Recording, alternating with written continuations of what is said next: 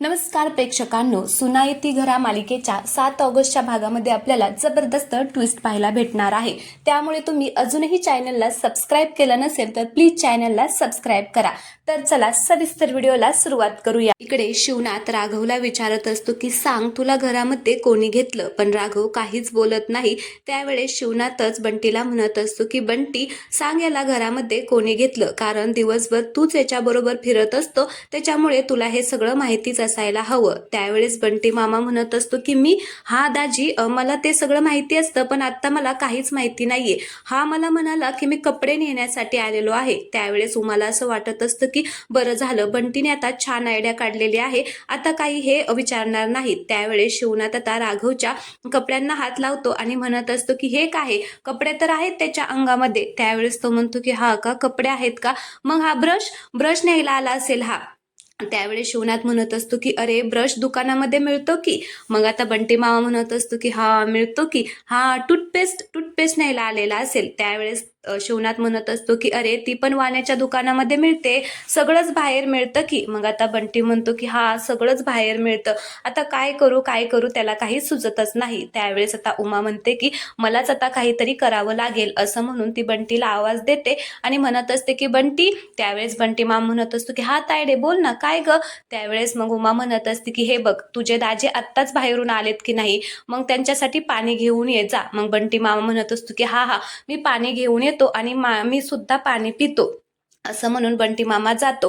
त्यावेळेस उमा आता नाटक करत राघवला ओरडते आणि म्हणत असते की काय रे राघव, तुला सांगितलं होतं ना यांनी घरामध्ये यायचं नाही, आणि हे जे सगळं सामान तू न्यायला आलेलं आहे ते तुला बाहेर मिळलं असतं की, कशाला आलेला आहे तू इकडे, सांग बरं. आता शिवनाथ राघवला तिकडे सारून आता तिथे सोप्यावरती जाऊन बसतो. आता उमा त्याला ओरडत असते आणि खुणावून सांगत असते की तुझ्या आप्पांची माफी माग, म्हणजे हात जोडून सांगत असते की जा तुझ्या आप्पांची माफी माग. मग लगेचच राघव आता शिवनाथच्या जवळ जातो, तर माधव पण सांगतो की हा माफी माग. मग लगेच तो म्हणतो की आप्पा मला माफ करा, मी घरामध्ये आलो म्हणून, पण खरं तर नाही, या सगळ्यामध्ये कोणाची चूक नाहीये, मी स्वतःहूनच आलो होतो, पण आता तुम्ही मला घरातून हाकलून दिले, त्याच्यामुळे मी आता परत जातो, पण याच्यामध्ये ह्या सगळ्यांना काही बोलू नका, ही सगळी चूक माझीच आहे. शिवनाथ मात्र त्याच्याकडे लक्ष नाही, असाच करत असतो. त्याने आता असं डोक्याला हात लावून बसलेला असतो. त्यावेळेस राघव म्हणतो की ठीक आहे आप्पा मी जातो, म्हणून आता राघव चाललेला असतो. आता सगळ्यांना खूपच वाईट वाटत असतं. आता हे सगळेजण म्हणत असतात की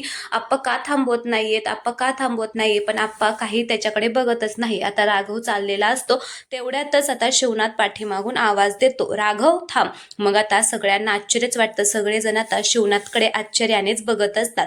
त्यावर राघव सुद्धा लगेचच वळून आप्पांकडे पाहतो. त्यावेळेस शिवनाथ म्हणत असतो की काय रे, तुम्हाला काय वाटलं तुम्ही बापापासून लपून ठेवचाल आणि ते बापाला कळणारच नाही. अरे मी बाप आहे, तुमचा बाप, मला सगळं काही कळलेलं आहे, आणि माझं नाव काय आहे माहितीये का, माझं नाव आहे शिवनाथ, आणि ते कोणी ठेवले हे पण माहिती नाहीये ना तुम्हाला, आज सांगतो, ते आबासाहेबांनी ठेवलेलं आहे, म्हणजे तुमच्या आजोबांनी ठेवलेलं आहे, त्याच्यामुळे माझ्यापासून काहीही लपवायला जायचं नाही, मला सगळं काही माहितीये. जेव्हापासून तुला या घरामध्ये ह्या सगळ्यांनी घेतलंय ना, तेव्हाच मला कळलं होतं हे सगळं. काय हो मामी बरोबर बोलतोय ना, तुम्ही लगेचच दुसऱ्या दिवशी राघवला घरी बोलवलं हो की नाही. आता उमा काहीच बोलत नाही, एकदम शांत उभा राहिलेली असते. त्यावेळेस शिवनाथ म्हणत असतो की मला तेव्हाच कळलं होतं की तुला ह्या सगळ्यांनी घरामध्ये घेतलेलं आहे, पण मी काही म्हटलं नाही, बघावं म्हणलं हे किती दिवस अजून लपवत राहतायत, म्हणून मी काही बोललो नाही. आणि हा त्या दिवशी उंदीर जे तुम्ही करत होता ना, सगळेजण इकडे तिकडे उंदीर आहे असं मला म्हणत होता ना,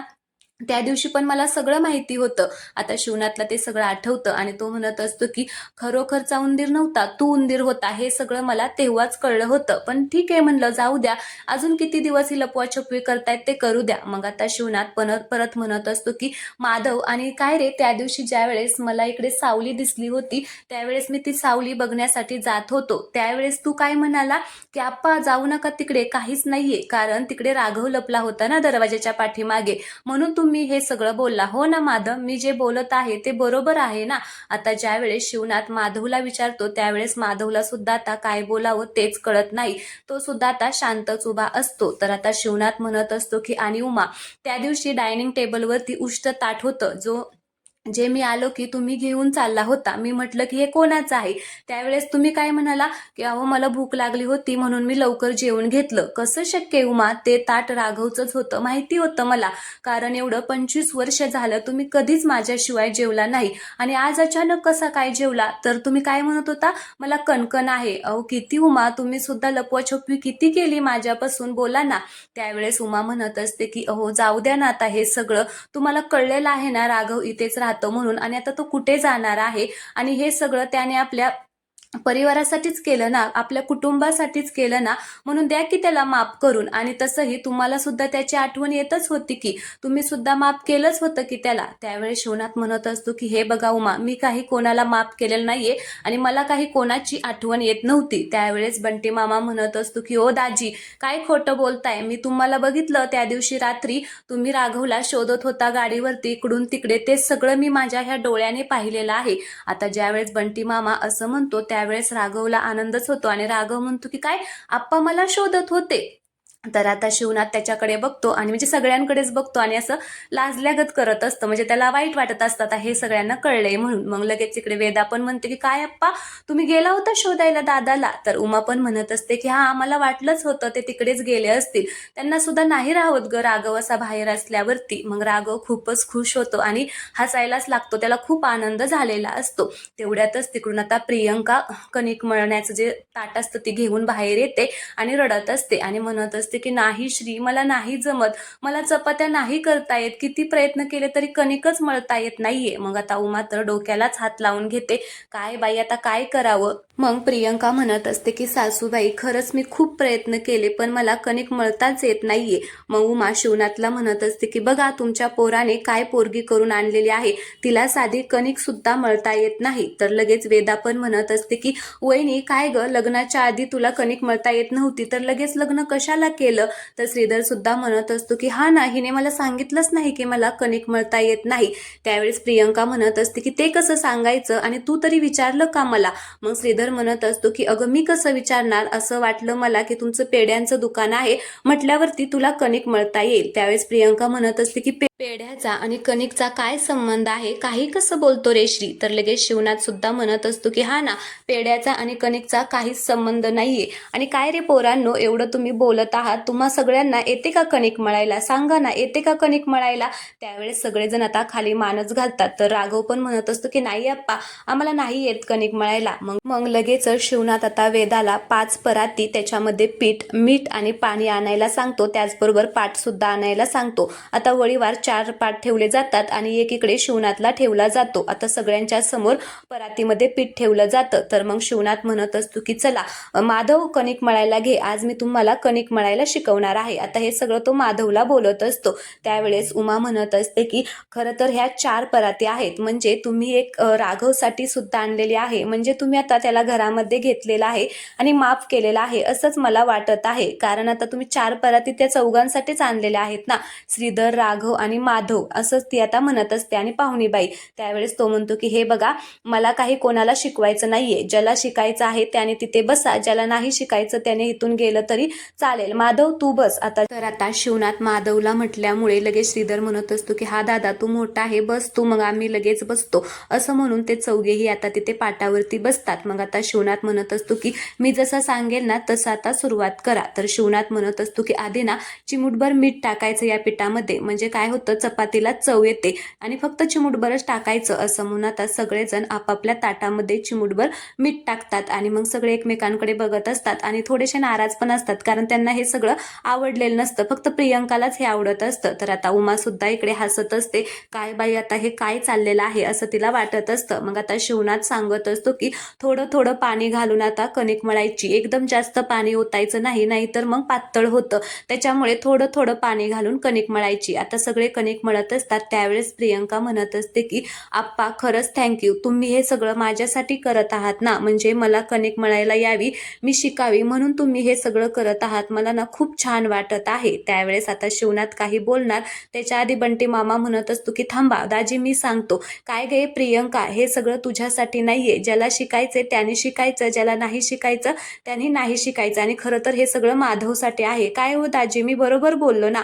मग शिवनाथ म्हणत असतो की हा बरोबर बोललेला आहे. मग आता शिवनाथ त्या सगळ्यांना कणिक मळायला शिकवत असतो. सगळेजण आता त्याच्याकडे पाहून हळूहळू कणिक मळून तयार करतात. त्यावेळेस वेदा म्हणत असते की वा वा, जमलं की सगळ्यांना, मस्तपैकी छान तुम्ही सगळ्यांनी कणिक मळलेली आहे. मग आता उमा म्हणत असते की हा, कणिक तर सगळ्यांनी छान मळलेली आहे, पण आता एक टेन्शन आहे. तर शिवनाथ म्हणत असतो की कसलं टेन्शन आहे? तर उमा म्हणत असते की आता एवढे जे तुम्ही गोळे मळलेले आहेत त्या सगळ्याचं करायचं काय? एवढ्या चपात्या कधी लाटायच्या?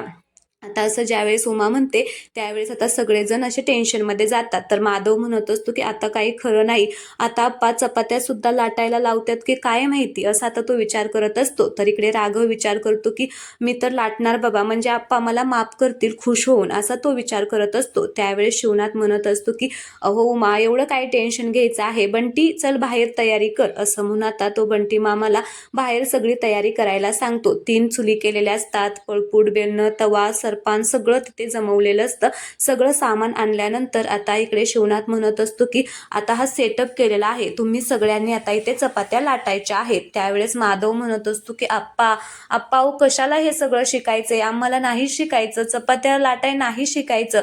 त्यावेळेस शिवनाथ म्हणत असतो की अरे माधवा, असं काय करतोय, ज्यावेळेस तुझं लग्न होईल, राघवचं लग्न होईल, त्यावेळेस आपण तिकडे जाईल तर तुम्ही काय सांगचाल त्या पाहुण्यांना, चपात्या येतात का तर नाही म्हणचाल ना, मग झालं, सगळे आपली इज्जत गेली. त्याच्यामुळे चपाती यायलाच पाहिजे. अरे आपल्याला स्वतःला थोडंसं खाण्यापुरतं, पोट भरण्यापुरतं यायलाच पाहिजे. त्याच्यामुळे आता हे सगळं मी तुम्हाला शिकवणार आहे, काही टेन्शन घेऊ नका. चपाती कशी लाटायची, कशी भाजायची, ते सगळं मी तुम्हाला शिकवतो. त्यावेळेस शिवनाथ माधवला म्हणत असतं की माधव चल बरं, बस तुझ्या जागेवरती, आधी चूल पेटवा आणि मग त्याच्यावरती तवा ठेवून चपाती लाटायला सुरुवात करा. मग सगळेजण आपापल्या जागेवरती बसतात. तर आता चूल पेटवायला सुरुवात करतात. आता सगळेजण आपापली चूल पेटवत असतात. मग उमा शिवनाथला म्हणत असते की काय हो, हे सगळं पाहून ना मला आपले जुने दिवस आठवले. मग आता इकडे शिवनाथला पण ते जुने दिवस आठवतात की ते दोघे जण किती प्रेमाने एकत्र स्वयंपाक बनवायचे, ते सगळं त्याला आठवतं आणि तो सुद्धा आता खूप खुश झालेला असतो ते सगळं आठवून.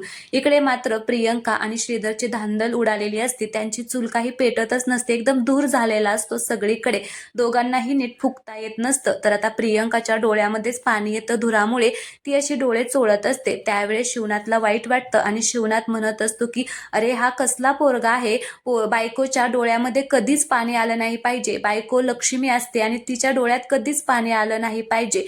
त्यावेळेस इकडे श्रीधर म्हणत असतो की अहो आप्पा, याच्यामध्ये आता मी काय केलेलं आहे? त्यावेळेस शिवनाथ म्हणत असतो की मी काय केलेलं आहे म्हणजे चूल नीट पेटव ना. तर तो म्हणतो की मी किती प्रयत्न करतोय पण येतच नाहीये. मग शिवनाथ म्हणत असतो की नुसती कारणे असतात ह्याच्याकडे, उठ मी शिकवतो कशी चूल पेटवायची ते, असं म्हणून तो त्या दोघांना उठवतो आणि छान असं फुकून त्यांना चूल पेटवून देत असतो. उमा आता हे सगळं कौतुकाने पाहत असते आणि तिला छान वाटत असतं शिवनाथने सगळ्यांना माफ केलेलं आहे म्हणून. मग आता शिवनाथ म्हणत असतो की बघितलं का, अशी चूल पेटवायची असते, नुसती कार न देता चला आता या बरं चपात्या लाटायला सुरुवात करा, असं म्हणून तो त्याच्या जागेवरती जाऊन बसतो. तर हे दोघे त्यांच्या जागेवरती येऊन बसतात आणि आता चूल पेटवल्यानंतर न चपाती लाटायला सुरुवात करत असतात. तर आता वेदा सुद्धा हे सगळं पाहत असते आणि तिला सुद्धा आता खूप छान वाटत असतं. खरं तर तिला सगळा स्वयंपाक छान जमत असतो, त्याच्यामुळे तिला काही करायला लावलेला नसतो. मग सगळेजण आता चपात्या लाटायला सुरुवात करतात. मग शिवनाथ मात्र सगळ्यांकडे बघत असतो आणि त्यांची चपात्या लाटण्याची पद्धत पाहून त्याला हसायलाच येत असतं. वेगवेगळे नकाशे सगळेजण लाटत असतात. मग बंटी मामा येतो आणि सगळ्यांची चपाती कशी लाटलेली आहे ते पाहत असतो. माधवची चपाती पाहून म्हणत असतो की अहो दाजी, ह्याने तर ना एक वेगळ्याच देशाचा नकाशा केलेला आहे बघा तुम्ही. मग आता माधवची झाल्यानंतर तो श्रीधरकडे जातो आणि श्रीधरची चपाती पाहून म्हणत असतो की ही तर बघा एकदम वाकडी तिकडे लाटलेली आहे, हा पण देशाचा नकाशाच केलेला आहे एक, असं म्हणून आता तो तिकडे राघवची चपाती पाहतो आणि राघवकडे जाऊन आता त्याची चपाती पाहतो. तर राघवची चपाती सगळी त्या बेलण्याला चिकटलेली असते, म्हणजे चपाती नाही, तो गोळाच झालेला असतो. मग बंटी मामा म्हणत असतो की दाजी, ह्याची चपाती तर ना ह्या पृथ्वी तलावरील ना कोणताच नकाशा नाहीये, कोणताच देश नाहीये. मग राघवला राग येतो आणि तो म्हणत असतो की कोणताच देश नाहीये का, एक काम कर, तू ये माझ्या जागेवरती लाट. मग बंटी मामा म्हणत असतो की मला नाही सांगितलं, लाट लाट तुझं तूच लाट पुढं बघून. मग आता बंटी मामा प्रियंकाची चपाती पाहतो. तर प्रियंकाने एकदम मस्त गोल गरगरीत चपाती लाटलेली असते. त्यावेळेस बंटी मामा म्हणत असतो की वा दाजी वा, ह्या प्रियंकाने ना एक नंबर चपाती लाटलेली आहे, बघा ना किती गोल झालेली आहे. उमाला सुद्धा कौतुक वाटतं, ती सुद्धा कौतुकाने पाहत असते. त्यावेळेस प्रियंका म्हणत असते की अहो बंटी मामा, ही गोल चपाती कशामुळे झाली आहे माहिती का? ह्या वाटीमुळे. मी आधी चपाती लाटली आणि ह्या वाटीने ना गोल केलेले आहे. मग बंटी मामाला थोडंसं वाईट वाटतं आणि तो म्हणतो की काय म्हणजे सुनबाई तुम्ही चिटिंग केलेली आहे काय? आणि तो तिकडे जाऊन म्हणत असतो की पाहुणेबाई ना चिटिंग करते, ते ना अजिबात छान चपाती लाटत नाही. मग आता शिवनाथ म्हणत असतो की अरे पोरांनो, अशा चपात्या नसत्यात लाटायचा, थांबा मी तुम्हाला शिकवतो कशा लाटायच्या ते. माधव उठ, मी तुला शिकवतो कशी चपाती लाटायची, असं म्हणून आता तो माधवला उठवतो आणि माधवच्या जागेवरती जाऊन बसतो. आणि मग आता म्हणत असतो की मी जसं करतोय ना तसं तुम्ही सगळ्यांनी करा. आधी गोळा घ्यायचा आणि मग हलकं हलकं त्याच्यावरती बेलनं फिरवायचं. मग सगळे शिवनाथकडे पाहून आता करत असतात. श्रीधर प्रियंका सुद्धा आता त्यांच्याकडेच पाहत असतात. शिवनाथ आता हळूहळू चपाती लाटायची कशी हे आता सगळ्यांना शिकवतो. राघव सुद्धा आता शिवनाथचं बघूनच आता चपाती लाटतो आणि मग त्याची चपाती छान येते म्हणून आता तो खुश होतो आणि म्हणत असतो की बघा आता माझी चपाती छान झालेली आहे. मग सगळेजण आता शिवनाथचं पाहून हळूहळू आता गोल गोल गोल गोल करत आता चपाती लाटत असतात. तेवढ्यातच तिकडून आता मंदा मावशी येते आणि हे सगळं पाहून तिला आश्चर्यच वाटतं आणि म्हणत असते की ओ साहेबा, हे काय चाललेलं आहे? हे सगळं बाहेर काय मांडलेलं आहे? कोणी बघितलं तर माणसं नावं ठेवतील की? त्यावेळेस शिवनाथ म्हणत असतो की का माणसं नावं ठेवतील? चपाती आपल्या पोटासाठी लागते ना खायला, मग कशाला नावं ठेवतील? आणि ठेवली तर ठेवली, ती माणसं आहेत त्यांच्यावरती कशाला एवढं लक्ष द्यायचं आहे? त्यावेळेस मंदा मावशी म्हणत असते की अहो ते सगळं बरोबर आहे, पण तुम्ही माणसे पोरे कशाला पोरांना चपात्या लाटायला शिकवताय? त्यावेळेस शिवनाथ म्हणत असतो की का तुम्ही आणि उमा रोज लाटताच की चपात्या, करताच की सगळी कामं, मग आम्ही केली म्हणून काय झालं? पोरांना शिकवलं म्हणून काय झालं? त्यावेळेस मंदा मावशी म्हणत असते की अहो आम्ही बायका आहे आणि आम्ही लाटतो म्हणून तुम्ही लाटल्याच पाहिजे असं थोडीच आहे, कशाला लाटताय? मी लाटते चला. त्यावेळेस शिवनाथ म्हणतो की नाही नाही, माझ्या पोरांना चपात्या लाटायलाच आल्या पाहिजेत, त्यांचं पोट स्वतः त्यांनी भरलंच पाहिजे आणि हे शिकवलंच पाहिजे. त्यावेळेस मंदा मावशी म्हणत असते की उमा, तू म्हणते ना ते अगदी बरोबर आहे, साहेबांच्या नादी न लागलेलंच बरं, कारण ते काही आपलं ऐकणार नाहीत. असं म्हणून आता शिवनाथ सुद्धा इकडे मोठमोठ्याने हसायला लागतो आणि उमाला सुद्धा हसायला येतं.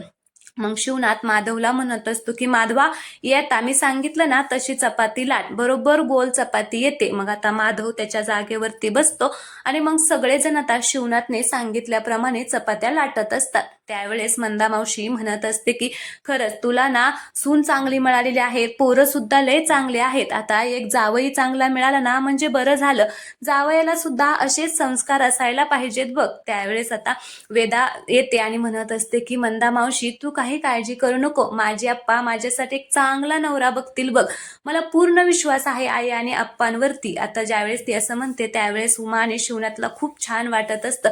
ते दोघेही आता वेदाकडे कौतुकाने पाहत असतात. वेदा मात्र आता आप्पा आणि आईचं कौतुक करत असते.